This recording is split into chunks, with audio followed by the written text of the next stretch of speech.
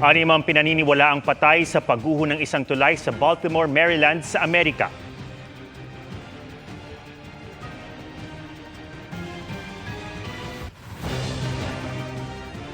Sa isang video footage, makikita ang pagtama ng isang cargo ship sa tulay na ilang sandali lang ay sinundan ng pagbagsak ng halos buong tulay sa ilog.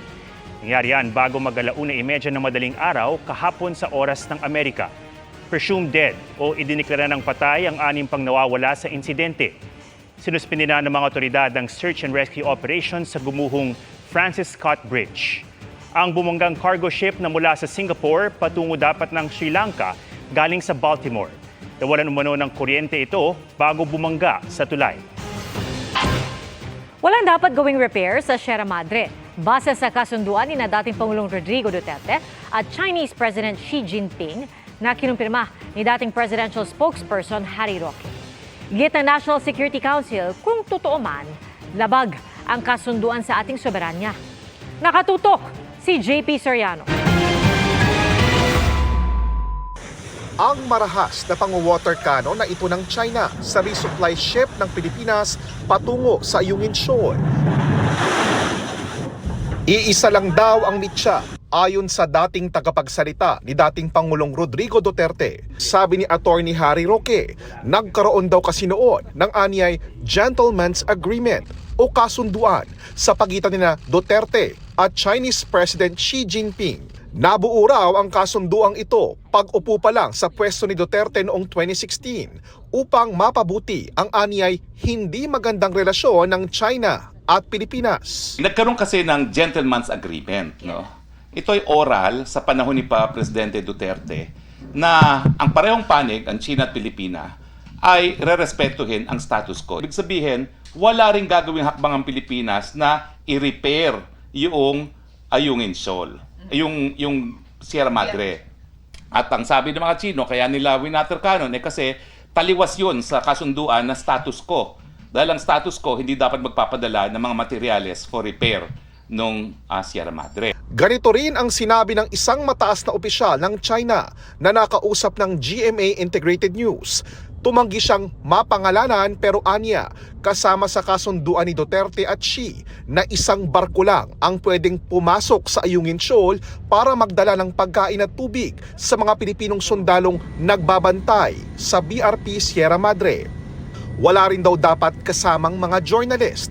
Sa mga rotation and resupply o RORE mission, walang kinumpirma ang kasalukuyang administrasyon kung nagdadala ba ng construction material sa BRP Sierra Madre. Sabi ng National Security Council, hindi nila alam ang tungkol sa gentleman's agreement sa pagitan ng China at Pilipinas na sinabi ni Roque, dapat daw siya ang magpaliwanag sa statement na ito dahil kung totoo man, ito raw ay lumalabag sa ating soberanya. Kung meron man daw kasunduan, binabawi na ito ni Pangulong Bongbong Marcos. Kaya ang paulit-ulit na sinasabi na pangako di umano ng Pilipinas sa China ay walang silbi dahil wala itong legal na basehan. Hiningan namin ng reaksyon ang Department of Foreign Affairs pero wala pa silang tugon sa ngayon. Nauna naman nilang sinabi na may mga isinumiteng proposal ang China sa Pilipinas kamakailan kaugnay sa pagsasagawa ng mga RORE mission patungong BRP Sierra Madre. Hindi ito idinetalye ng DFA pero tinanggihan daw nila ito dahil labag sa interes ng Pilipinas. Para sa GMA Integrated News, JP Soriano, nakatutok 24 oras. Mga kapuso, halos kauumpisa pa lamang ng tag-init season pero record-breaking na ang temperaturang naitala sa ilang bahagi ng bansa. Umalo po sa 48 degrees Celsius. Ang heat index sa Rojas Capiz ngayong araw, pinakamataas yan simula ng ideklara ang tag-init nito lang March 22. Umabot naman sa 47 degrees Celsius sa Dagupan, Pangasinan.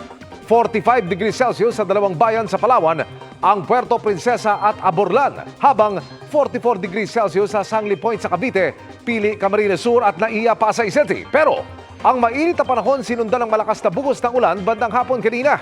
Gaya ng naranasan sa ilang bahagi ng Metro Manila na sumabay pa sa biyahe ng ilang motorista. Naranasan din ang mga pag-ulan sa Bataan. Wala pong bagyo pero ang mga pag-ulang yan dahil sa localized thunderstorms. Kapag matindi ang init sa umaga o tanghali, posibleng mabuo ang makakapal na ulap na tinatawag na cumulonimbus cloud. At ito naman ang pinagmumula ng thunderstorms. Pwede rin ito magdulot ng hailstorm o pag-ulan ng yelo, gaya ng naranasan sa Mountain Province. Kwento ng ilang residente, may mga nasirang pananim dahil sa pagbagsak ng mga butil ng yelo. Base sa datos ng Metro Weather, posibleng maulit ang mainit na panahon at makapag-ulan bukas. Sa hapon, may tsansa ng ulan sa Northern at Central Luzon, Mimaropa, Calabarzon, ilang bahagi ng Visayas at Mindanao. Sa Metro Manila, gaya po kanina, maaaring umulan din bukas ng hapon o gabi. Kaya huwag kalimutang magdala ng payong o kapote.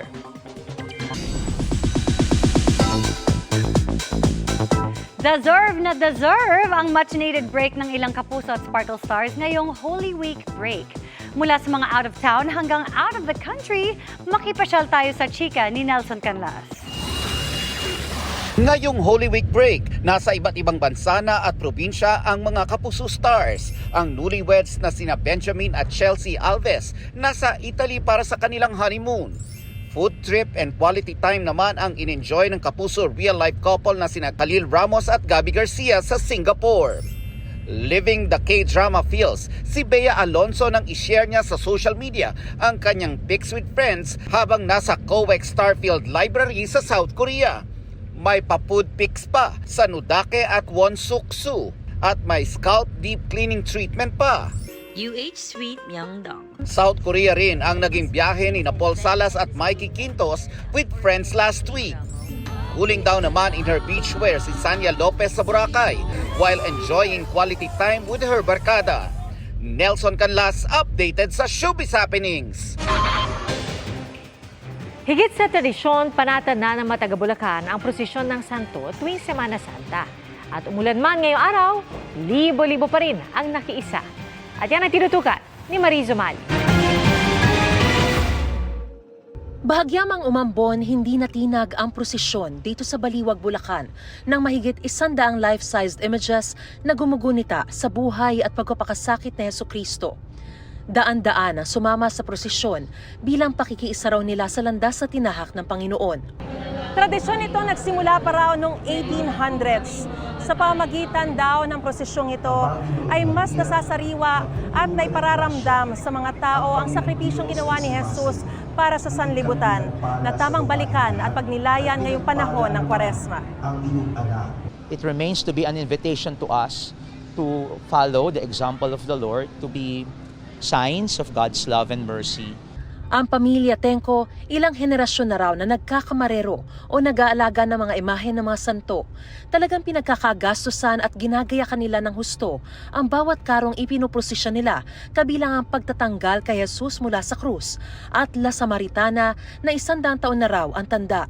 Pag po dadasal tayo, wala naman din tayong limit na inihingi. Ito po yung paraan din ng pasasalamat din po namin, ng pamilya po sa mga blessings din po na natatanggap namin. Bago ang prosesyon, nagdaos muna ng banal na misa na dinaluhan din ng mga deboto ng Diocesan Shrine and Parish of St. Augustine. Para sa GMA Integrated News, Mariz Umali nakatutok, 24 oras. Simula na bukas ang 5 taong pagsasara ng PNR para sa konstruksyon ng North-South Commuter Railway. Naging emosyonal naman ang ilang tauhan nito. Nakatutok si Rafi Tima.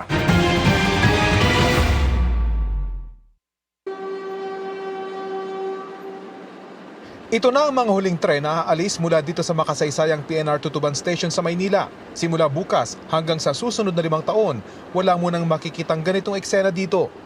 Gagawin ng tigil operasyon para bigyang daan ang konstruksyon ng North-South Commuter Railway na magdudugtong sa Clark Freeport Zone at Metro Manila hanggang sa Calamba sa Laguna. Humihingi po kami ng paumanhin at humihingi kami ng konting pasensya sa ating riding public. Bilang pamamaalam, sumakay ang mga empleyado at kanilang mga pamilya sa isang tren na biyaheng Alabang at umikot pabalik ng Tutuban Station. Bukod sa mga pasahero, sila ang lubos na maapektuhan ng pagsasara, lalo na ang mga nasa operations. Ang mga mawawalan ng trabaho, hinikayat na lumipat sa PNR Bicol. Pwedeng i-recommend within the DOTR family sa mga iba-ibang ahensya. Nagpapasalamat ako sa inyong matagal na paglilingkod sa PNR. No? And we look forward to be working with you in the other rail system of the OTR. Nakakalungkot man po, talagang ganun po. no choice kami. Magre-resign, maghanap na lang ng opportunity na trabaho. Ang mga pasaherong araw-araw gumagamit ng PNR, nalulungkot din sa 5 taong pagsasara ng tren. Malaki po siyang tulong tong train sa amin, sir. Yung pamasahe, mura lang. At saka, mas maganda magbiyahe sa train, sir. Malaking kapite rin talaga dahil 24 lang, Alabang to Tutuban.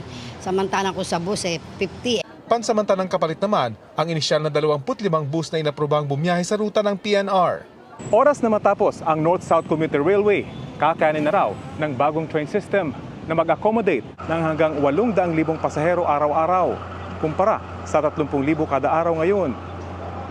At ang mga lumang tren, riles at mga estasyon tulad dito makikita dito sa Tutuban, mapapalitan na raw ng mga high-tech, mas mabibilis at mas modernong pasilidad na papantay o hihigit pa sa mga modernong train system sa ibang bansa. Para sa GMA Integrated News, Rafi Tima nakatutok, 24 oras. Nanguna pa rin ang flagship radio stations ng GMA Network sa Mega Manila Airwaves. Batay po sa pinakahuling radio audience measurement data ng Nielsen's Philippines ngayong Marso at nitong Pebrero, hindi pa rin natitinag ang Superradyo DZBB bilang highest rating AM radio station sa Mega Manila. Hinigitan pa nito ang 30.7% total audience share noong Pebrero sa 45% ngayong buwan. Panalo rin sa ratings ang FM radio station ng GMA na Barangay LS 97.1. Nakakuha po ito ng 44.1% total audience share ngayong Marso. One memorable reunion ang in-enjoy ng cast ng Hello, Love, Goodbye na pinagbidahan ni Asia's multimedia star Alden Richards at Catherine Bernardo. At si Alden muling magbabalik sa big screen di lang bilang aktor, kundi bilang director at producer. Makichika kay Aubrey Carampel. From Hong Kong to Palawan, reunited sina Joy at Ethan ng Hello, Love, Goodbye para sa birthday celebration ng aktres na si Catherine Bernardo. Present dyan si Asia's multimedia star Alden Richards, Kakay Bautista, Lovely Abella at iba pa nilang co-stars sa pelikula para mag-celebrate sa isang yacht party. Ang Palawan Getaway, quick break na rin daw ni Alden sa gitna ng kanyang mga ginagawang proyekto. Bukod sa pagiging abala sa taping ng Kapuso upcoming family drama na Pulang Araw, kinumpirma rin ni Alden na gagawa rin siyang muli ng mga pelikula ngayong taon. 3 films siya.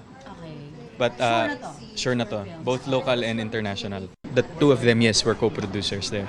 Pero will be released abroad. Malapit na rin daw ipalabas ang Out of Order na pelikulang pinagbibidahan niya at siya rin ang direktor at co-producer. Bukod dyan, aktibo rin si Alden bilang isa sa Board of Trustees ng MOEL Fund.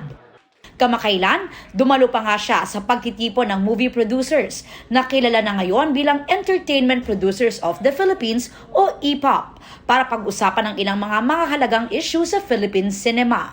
I think this is me walking the talk and nakakatuwa lang na nag-level up na ng ganito yung appreciation ko with my job. Mahal ko yung trabaho ko bilang aktor and right now that I'm given a platform where I can, showcase my inputs with regards to how to improve and, bring back the glory days of Philippine cinema.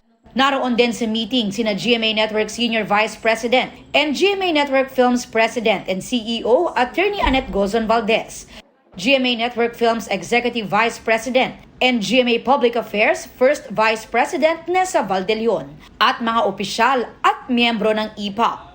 We've had meetings with DILG, with DOT, and even with the Office of the First Lady. And nakikita natin na sumusuporta talaga sila sa pagpapalaganap ng Philippine movie industry. So it's a very, very good sign for us and nabubuhayan talaga yung loob namin. Aubrey Carampel, updated sa showbiz happening. And that's my chika this Wednesday night. Ako po si Iya Adaliano. Emil Adam, Miss Pia. Salamat, Iya. At yan ang mga balita ngayong Miyerkules Santo. Ako po si Emil Sumangil. Ako po si Pia Arcangel para sa mas malaking misyon. Para sa mas malawak na paglilingkod sa bayan, ako po si Ato Maraulio. Mula sa GMA Integrated News, ang News Authority ng Filipino. Nakatuto kami 24 oras.